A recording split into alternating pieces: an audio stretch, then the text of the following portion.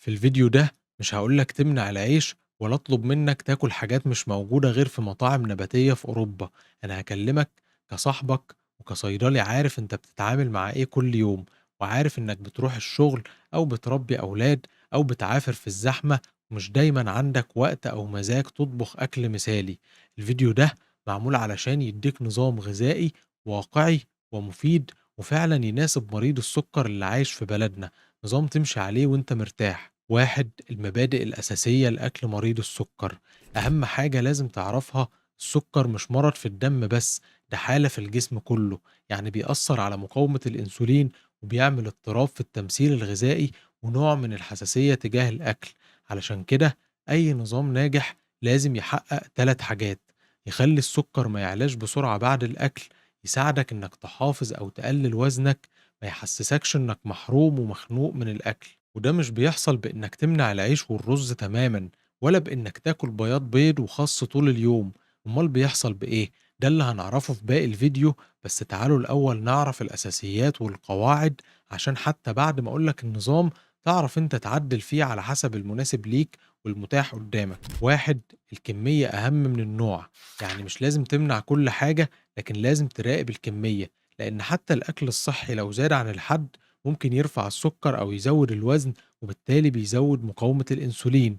2، التوازن في الطبق بتاعك. الطبق المثالي لازم يكون فيه مصدر للبروتين زي البيض، الفراخ، التونة، ومصدر للنشويات المعقدة زي الشوفان والبطاطا والرز البني، ومصدر للدهون الصحية زي زيت الزيتون والمكسرات والأفوكادو، وغني بالألياف زي الخيار والطماطم والبروكلي. التركيبة دي بتخلي امتصاص السكر أبطأ وبتحافظ على ثبات مستويات السكر. طيب تعالوا نشوف ازاي امتصاص السكر بيبقى بطيء لما تنوع في الطبق بتاعك. يعني مثلا دي نشويات اهو، رغيف عيش او طبق رز، نفس الرغيف لو كلته مع بطاطس هيرفع لك السكر جدا وهيعمل لك مشاكل لانها نشويات مع بعض. طب لو كلته مع بروتين والياف هيتم امتصاصه ببطء، يعني السكر مش هيترفع بسرعة، ودي قاعدة مهمة جدا لو عايز نشويات ما تبقاش لوحدها. 3، مواعيد الأكل. الانتظام في مواعيد الأكل بيحميك من نوبات الهبوط والارتفاع المفاجئ، يعني خلي الوجبات من 3 ل4 ساعات وما تأخرش أكلك خصوصا لو بتاخد أدوية. 4، الأكل ببطء والمضغ الجيد، وده بيساعد الهضم وبيخلي جسمك ياخد وقته في إرسال إشارات الشبع. الناس اللي بتاكل بسرعة بتاكل كميات كبيرة من غير ما تحس.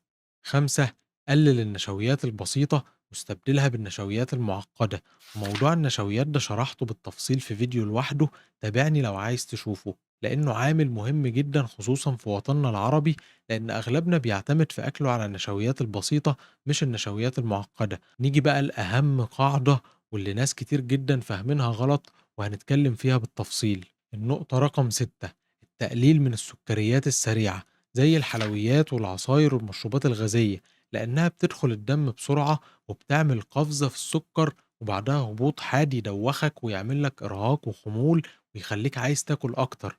وبجد القاعدة دي كل ما أقولها لحد يقول لي: يا دكتور ما أنا الحمد لله قاطع السكر. فبسأله: طب هل بتشرب عصاير؟ يقول لي: أيوة بس بدون سكر مضاف. ماشي، ما هو حتى العصاير اللي بدون سكر مضاف بيبقى فيها نسبة عالية جدا من السكر الطبيعي، يعني كوباية عصير برتقال مثلا بدون سكر مضاف بيبقى فيها 23 جرام سكر، يعني 6 معالق كاملة. وحاجات تانية كمان مليانة سكر زي الكاتشب أو صوص الباربيكيو أو زبدة الفول السوداني أو البروتين بار أو السيريالز والجرانولا. ده حتى الشيبسي والكراكرز اللي هي طعمها مالح أصلا بيبقى فيها نسبة سكر. كمان علبة الزبادي الصحية قليلة الدسم الجميلة اللي بناكلها كل يوم قبل النوم عشان الدايت مليانة سكر مضاف، حتى مش سكر طبيعي. وعلى فكرة أنا مش بقولك اقطع الحاجات دي كلها، الفكرة كلها إنك تبقى عارف تاكلهم من غير ما تضر نفسك وعارف فيهم نسبة سكر قد إيه. طيب تعالوا نشوف أمثلة عملية على تطبيق القواعد اللي قلناها. أنا دلوقتي نفسي في كوباية عصير. أولا هقلل الكمية وهاخد نص الكوباية. ثانيا مش هشربه لوحده، ده أنا هشربه بعد الوجبة اللي فيها ألياف وبروتين، وبكده أنا ما حرمتش نفسي وما ضرتش نفسي في نفس الوقت. والأحسن كمان إن أنا دلوقتي أبدل العصير بالفواكه الطبيعية. بس اوعى تعمل زي اللي جالي يقول لي: يا دكتور وزني مش بينزل وأنا كل أكلي حاجات صحية بس ومش باكل أي منتجات غير صحية. واكتشفنا إنه مش بيطبق أول قاعدة بتاعة الكمية، وبيزود جدا من الفواكه على أساس إنها صحية وهي مليانة سكر. طيب لو حد بقى ملتزم وعنده إرادة قوية وعايز يقطع السكر تماما، يبقى لازم يوقف أي منتج مكتوب عليه حاجة من المكونات دي: سكروز وده السكر الأبيض العادي، فركتوز وده سكر الفواكه اللي موجود بشكل طبيعي في الفاكهة والعسل، ديكستروز وده نوع من أنواع الجلوكوز وبيستخدم كمحلي صناعي، مالتوز وده اللي هو سكر الشعير وموجود في الحبوب والمخبوزات، كورن سيرب أو شراب الذرة عالي الفركتوز وده محلي صناعي برضه موجود بكثرة في العصاير والمشروبات الغازية، عصير قصب السكر أو دبس السكر أو اللاكتوز أو العسل. سجلهم عندك، ومع الوقت لازم يبقى عندك حاسة سادسة كده لاكتشاف السكر في المنتجات. بعد ما عرفنا القواعد وخدنا أمثلة على التطبيق، تعالوا ننقل للجزء اللي بعد كده ونشوف شكل الطبق بتاعنا المفروض يبقى عامل إزاي. الطبق الذكي أسهل طريقة تنظم أكلك بدون ميزان وبدون حساب سعرات. أنا عارف إن فكرة الحساب والميزان والجرام بتخلي الناس تزهق، علشان كده خليني أقولك الطريقة اللي بشوفها ناجحة مع أغلب الناس. أنت دلوقتي عندك الطبق بتاعك أهو، هتبدأ تحط فيه الأكل بتاعك. قسمه لتلات أجزاء: نصه يبقى خضار زي سلطة، كوسة، بروكلي، فلفل، أي حاجة متاحة قدامك، وربعه يبقى بروتين زي الفراخ والتونة والبيض والجبنة القريش، والربع التالت هيبقى نشويات معقدة زي البطاطا، الرز البني، العيش، الحبوب الكاملة. ولو مش عندك خضار متنوع، حتى الخيار والطماطم بيكفوا، المهم ما تاكلش النشويات لوحدها زي ما قلنا. ولما تمشي على الترتيب ده، جسمك بيمتص السكر ببطء والمعدة بتحس بالشبع من غير ما تاكل كتير. تالت جزء مثال لوجبات نظام يوم كامل واقعي وسهل. ومش هقولك تعمل وصفات معقدة، هقولك حاجات تمشي في بيت أي حد فينا. وجبة الفطار: بيضة، نص رغيف بلدي، خيار وطماطم أو فول بزيت زيتون، سلطة، زبادي لايت. السناك بتاعنا هيبقى تفاحة أو مكسرات من 4 ل5 حبات، لوز أو عين جمل. والسناك مهم جدا عشان نطبق قاعدة المواعيد ونخلي بين الوجبات من 3 ل4 ساعات بس، وما يبقاش في وقت طويل بين كل وجبة والتانية. وجبة الغدا: صدر فراخ أو قطعة سمك مشوي من 3 ل4 معالق رز بني أو بطاطا مشوية، طبق سلطة كبير مع خضار مطبوخ زي السبانخ أو البامية أو الكوسة. وبالنسبة لوجبة العشاء، هتبقى علبة زبادي يوناني أو لبن رايب لايت بدون سكر مضاف، أو مكسرات أو فاكهة قليلة السكر زي الكمثرى والجوافة، وبلاش التفاح والموز والفواكه اللي سكرها عالي في فترة قبل النوم. وافتكر الكمية مهمة والتوازن بين الأصناف أهم. الجزء الرابع: اختيارات ذكية في العزومات والمطاعم. لو رايح عزومة، خليك هادي وامسك نفسك أول 5 دقايق، وبعد كده ابدأ ركز على البروتين والخضار، وخد من النشويات كمية صغيرة وما تزودش منها. طيب لو هخرج أكل بره البيت، اختار شاورما فراخ سادة أو سلطة أو سندوتش يكون فيه بروتين بس من غير بطاطس، ونبدل البيبسي بلبن رايب أو بمياه فوارة. وصدقني، مفيش عزومة تستاهل إنك تطلع منها وسكرك عالي وإنت متضايق. 5 معلومات محدش بيقولها لمريض السكر: مقاومة الأنسولين مش بس من الأكل، النوم القليل بيخلي جسمك يقاوم الأنسولين أكتر. التوتر والضغط العصبي بيرفع الكورتيزول، والكورتيزول بيرفع السكر. نقص فيتامين د كمان مرتبط بارتفاع السكر، وعلشان كده أحيانا بتلاقي السكر بيعلى عليك وبيتلخبط من غير ما تاكل حاجة غلط. وعشان نتجنب النقط دي، اعمل تحليل فيتامين د ولو ناقص عالجه. نام من 7 ل 8 ساعات في اليوم، وامشي يوميا حتى لو 10 دقايق بعد الغداء. الجزء السادس: هل لازم امشي على نظام غذائي معين من الأنظمة الغذائية المعروفة؟ الإجابة لأ، بس في أنظمة بتبقى مناسبة زي نظام البحر المتوسط، وده أنسب نظام علميا، وبيعتمد على زيت الزيتون والخضار والبقوليات والأسماك، وبيبقى نظام خفيف ومش مكلف. وكمان نظام اللو كارب المعتدل كويس ومناسب لو عندك وزن زايد أو مقاومة أنسولين، ساعتها بتقلل النشويات وبتزود الخضار والبروتين.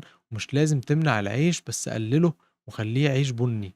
وفي كمان نظام الصيام المتقطع، وده مناسب لبعض الناس لكن مش كل الناس، بالذات لو بتاخد انسولين او ادوية بتسبب هبوط. لازم تسأل دكتورك الاول. ولو عايز شرح كامل لجميع انظمة الاكل المنتشرة الفترة دي وازاي تختار النظام المناسب لحالتك، هتلاقي الشرح في الفيديو ده، وهتلاقي رابط الفيديو في الوصف. الجزء السابع: نصائح ذهبية للاستمرار والنجاح في الالتزام بالنظام الغذائي. 1. اعمل جدول أسبوعي لوجباتك وخد يوم الجمعة واكتب خطة بسيطة لأكل الأسبوع الجاي. 2. خلي عندك قائمة تسوق جاهزة، خضار زي الخيار والطماطم والكوسة والبروكلي، بروتين زي الفراخ والبيض والتونة، نشويات زي البطاطا والشوفان والعيش البلدي البني، سناكات زي المكسرات أو الزبادي اللايت أو الفاكهة. 3. حضر وجباتك في الفريزر أو التلاجة بشكل مسبق، خلي دايما في وجبات بسيطة جاهزة للتسخين تنقذك وقت الزنقة، وحاول تحضّر أكلاتك بنفسك عشان تعرف كل مكون فيها،